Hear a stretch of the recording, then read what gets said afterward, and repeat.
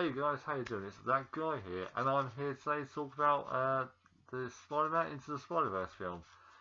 It was an amazing film. Anyone who knows me knows I'm a massive Marvel fan, and this film was just amazing.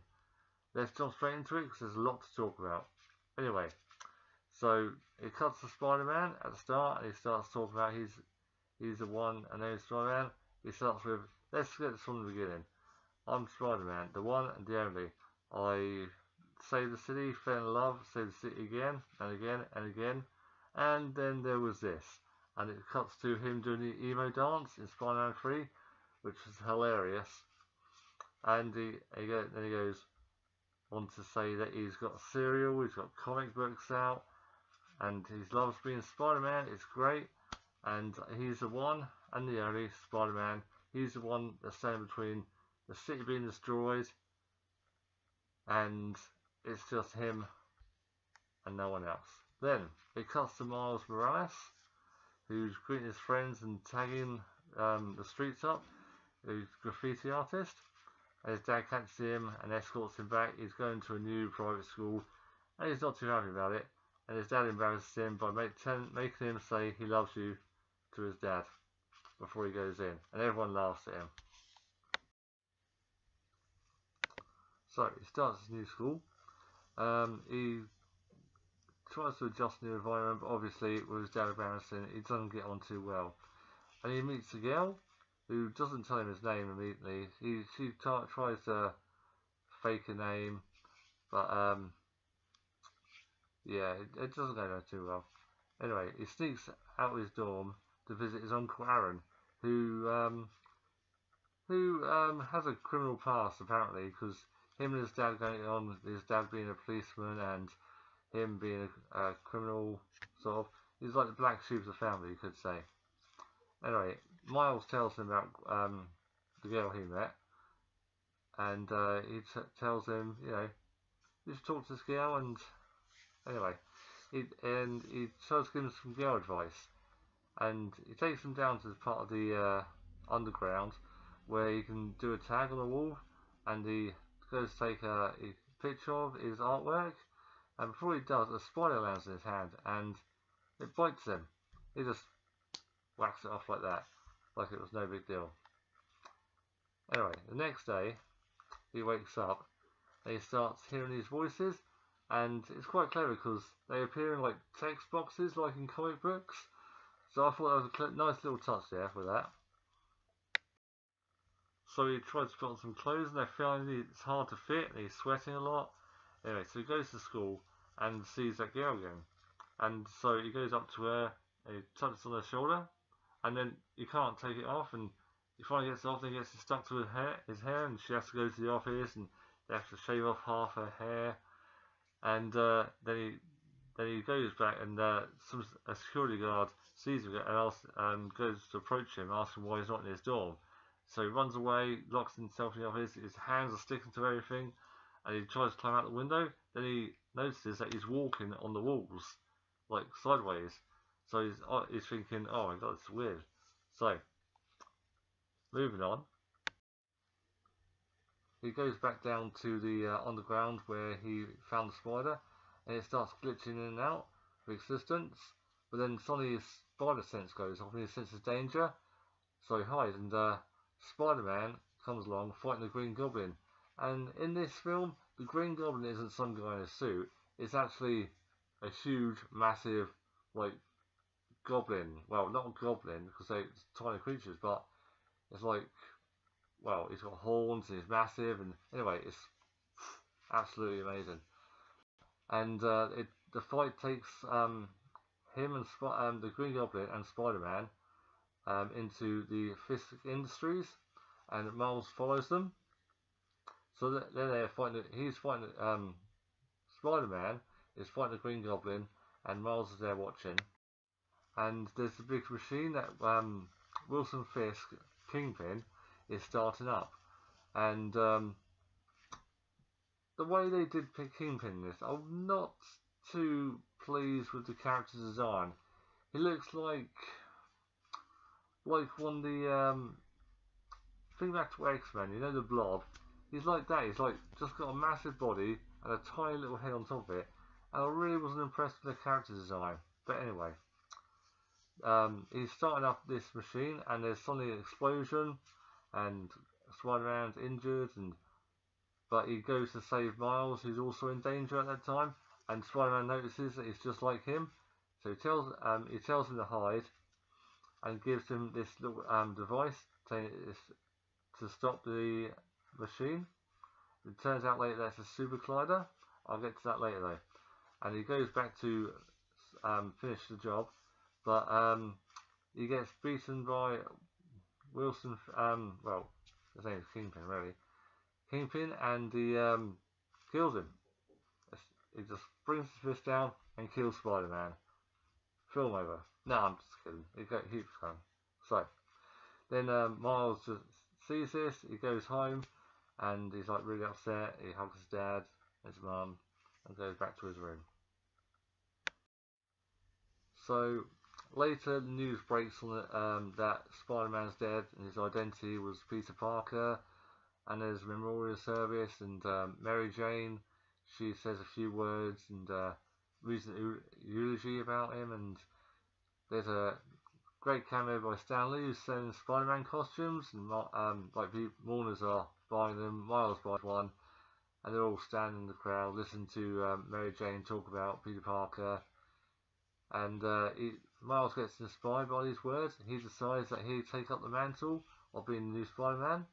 So he goes to Peter Parker's grave, and he's doubting himself, saying, "I can't do things like you could. I just don't think I'll ever be good enough." And then it cuts into this is the end credit scene at the end of Infinity War, I believe, where it shows that some guy appears behind him, he shoots him with his web, and he drags around the city. Yeah, that happens here. It turns out the guy he was dragging around the city was Peter Parker. And you think, what? Peter Parker's dead? No. This is Peter Parker from another universe, as we soon discover. Now, he takes him to a restaurant, and he talks about what he's been up to, and about the university he comes to. So he goes to him, "Okay, people, let's go through this one last time. My name is Peter B. Parker, and I was bitten by a radioactive spider. For the last 22 years, I thought I was the one and the only Spider-Man. I'm pretty sure you know the rest. You see, I saved the city, fell in love, got married, saved the city some more, maybe too much. My marriage got testy, made some dicey money choices. Don't invest in a Spider-Man themed restaurant. Then, like 15 years passed, blah blah blah, super boring. I broke my back, a drone flew in my face. I buried Aunt May, my wife, and I split up. But I had it like a champion." They see him, Clifford crying. And he goes on to say, "Because you know what? No matter how many times I get hit, I always get back up. And just like I had time to reflect and work on myself. Do you know that seahorses? They mate for life. Could you imagine a seahorse seeing another seahorse and then making it work?" He goes on about this, I don't know, tangent for a while. And he goes, "Well, Mary Jane wanted kids, and I was pretty sure that I didn't want them. It was kind of scary, and I'm pretty sure I broke her heart." Flash forward to my apartment doing push-ups and ab crouches, and when he says this, it cuts to him just lying in his bed eating pizza and all this junk food, and he's like put on a load of weight. And he goes, "I was looking in the mirror, and I had the feeling that someone brought me here, and that thing got him killed. And you know what next? I don't know what's going on." He's like really confused why he's here, but apparently he wants to know why the Spider-Man from the university just turned up in is dead. So then he tells about the super collider, and they decide to go to the what's it called? It's a big building where the super collider is being kept. They decide to sneak in, and there they find Kingpin, his henchman, there's Tombstone, and the top scientist, but you don't see it yet. And then she comes in. You find out why Kingpin is doing this. He apparently his wife Vanessa and his son Richard, years earlier, they watched he tried to kill Spider-Man and they fled, and then he got hit by a truck, and he thinks by building this super collider he can bring them back from another dimension. So Miles and Peter sneak into the lab and they find the room with the computer, and then Miles starts freaking out that he can't unstick himself from the ceiling, and Kingpin and the scientists are just outside. Then Miles finds out he can turn invisible while he's scared. So scientists enter the room, forcing Peter to try and talk his way out of the situation. She's impressed, and she is Dr. Olivia Octavius, and he goes to her, well, do your friends call you Doc Ock? He goes, no. She goes, no, my friends call me Liv, but my enemies call me Doc Ock. And then you see these tentacles come out of her back, and I thought it was a clever idea. They actually have a female Dr. Octopus in this one. I found that really, really good. So anyway, Miles grabs the computer, and him and Peter, or Spider-Man if you want, start trying to get away from the woods, and she's following him, and suddenly Gwen comes out of nowhere in a Spider-Woman costume, and she fights Doc Ock, and she reveals herself to be Gwen Stacy, and she introduces herself properly, saying her name's Gwen, and she also has her own monologue for being Spider-Woman. It goes a little like this. Alright people, let's start from the beginning, one last time. My name is Gwen Stacy. I was bitten by a radioactive spider, and for the last 2 weeks I've been the one and only Spider-Woman. You guys know the rest. I joined a band to save my dad, couldn't save my best friend Peter Parker, so now I save everyone else. I don't do friends anymore, just avoid distractions, and this one weird thing happened. I mean, like, really weird. I was blown into last week, literally, landed in New York, but not my New York. My Spider-Verse sense told me that I had Visions Academy, but wasn't sure until I met you. So, she knows that Miles also has spider power, and she's now met Spider-Man from another universe as well. And she is also from another universe, so to speak. And her spider sense told her to go to the academy where she met Miles. So, they get away, and Doc Ock reports back to Kingpin and saying, you know, there's more Spider-Men or Spider-People, and he is not too happy about it at all. Anyway, Miles, Peter and Gwen go to Aunt May's house in this universe, Miles' universe, because the little gadget that Peter Parker gave him before he died to stop the super collider is broken, and they decided to Aunt May's house and figure out if she can help. So they take him to Peter's old secret hideout, which is a shed, and there's a little secret button that takes them down. It's like the Batcave. It has all these Spider-Man suits, all these gadgets and everything, and you get to see 3 new Spider people. There's Spider-Man Noir, or Noir, there's Penny Parker, and there's Peter Porker. And they have a monologue as well. It's got the Spider-Man Noir. It goes, my name is Peter Parker. I was bitten by a radioactive Spider-Man. In my universe, it's 1933. I'm a private eye. I drink egg creams. I like to fight Nazis. A lot. Sometimes I let matches burn down to my fingertips just to feel something. Anything. And in his world, everything is just black and white. There's no colour at all. And he signs a Rubik's Cube later on. He goes, is this blue? He goes, no. Is this purple? No. And so he doesn't know what colour is, really. Then it's Penny Parker, and she's like an anime girl. She wouldn't look out of place in a Pokemon cartoon, so to say. She's like, hi guys, konnichiwa, and such. And anyway, she goes, let's go through this one last time. My name is Penny Parker. I was bitten by a radioactive spider, and I'm in New York. The year is 3145. And I have a psychic link with a spider who lives inside my father's robot, and we're best friends forever. He's got this robot. He has all these like emoji facial expressions, And finally, the best one, Peter Porker. Goes, okay, let's start with this from the beginning. My name is Peter Porker. I was bitten by a radioactive pig. I'm a photographer for the Daily Beagle. And while not pooching around, I'm working like a dog trying to sniff out the latest story. This guy is hilarious. He absolutely is. He's just like a cartoon. Literally a cartoon. That's what he is. And he is just so funny. Anyway, back to Spider-Man's basement.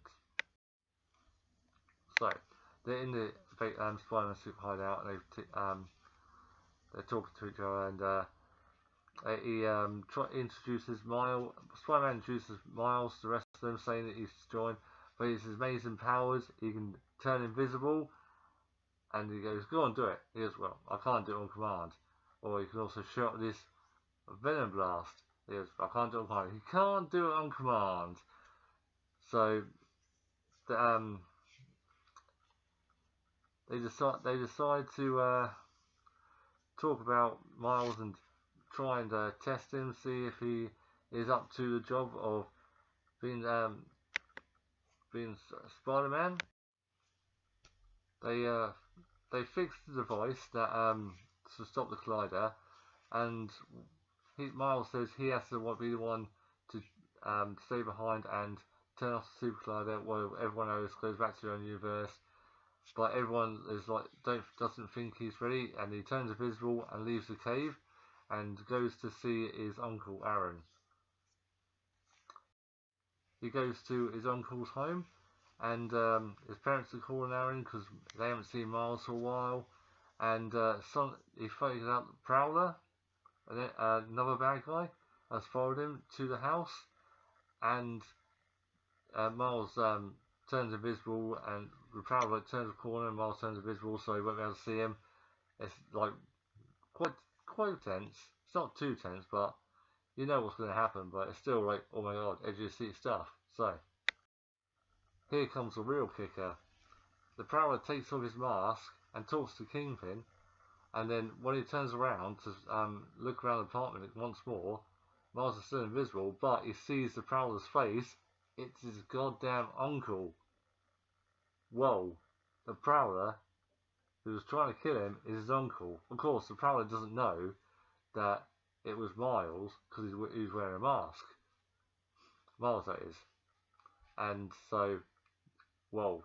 His uncle is working for Kingpin. And then he leaves. And Miles is like, oh my god, I can't believe it. So, as he leaves his uncle's apartment, the Prowler's still around. He can't see him. He starts chasing him, but luckily he evades him, apparently, and he goes back to Aunt May's basement. But apparently he's led everyone there. Doc Ock, Tombstone, Prowler's there, and they have this massive fight and this just tearing up poor Aunt May's house, and you know, you all feel bad for her. You know, the house being destroyed and everything by these all bad guys and these superheroes all fighting and all that. And Spider-Noir's take on Tombstone. He's saying like, oh, you hit like a sissy and all this crap, and it's quite a good fight. I enjoyed it quite a lot. Also, the Green Goblin and Scorpion's there as well, and the best bit about the fight was Aunt May gets involved and starts hitting them with sticks and kicking them, and she is a feisty old lady, let me tell you. She can pack a punch. And the Prowler goes after Miles and chases him to the rooftop, and he's at the top, and the Kingpin's there. He's telling him by the radio communicator to kill him, and Miles takes off his mask and he sees it's him. His uncle takes off his mask and goes, Miles? He goes, don't do this. I can't. He doesn't kill him, but then suddenly this gunshot rings out, and Kingpin's just shot the Prowler because he wouldn't kill Miles. And Miles just takes off and carries his uncle with him and takes him down this alleyway, and he lays him down, and it says to Miles to keep pushing on, believe in yourself, you can do this. And then Miles' dad turns up and sees Spider-Man in the alley, and Miles just runs off, and he goes into the alleyway and sees that his brother is there, dead, and he probably thinks that Spider-Man killed him. And he's like, "Ah, curse you, Spider-Man!" So yeah, that's not great for Miles, I guess, or Spider-Man. So Miles returns to his dorm room where all the other spider people turn up, and his roommate sees them, and Peter Porker, the Spider-Ham, says, "Do animals talk to this universe? I just don't want to freak him out." And the guy just like faints and falls on the floor. And the spider people will say, "Miles, you're not ready." And the Peter Parker from another universe is going to stay here, and he's going to turn off the super collider. And Miles tries to argue, but they whip him up and web him to a chair and round his mouth as well. And he takes the super collider, the gadget to stop the super collider, and he says he's going to sacrifice himself. Now they've gone, and his dad turns up to his dorm, but he doesn't open the door. He knocks on the door, and he can see Miles' shadow under the door, and he tells him about his uncle, and he tells him what's happened, and that he only wants Miles to be okay. And he leaves.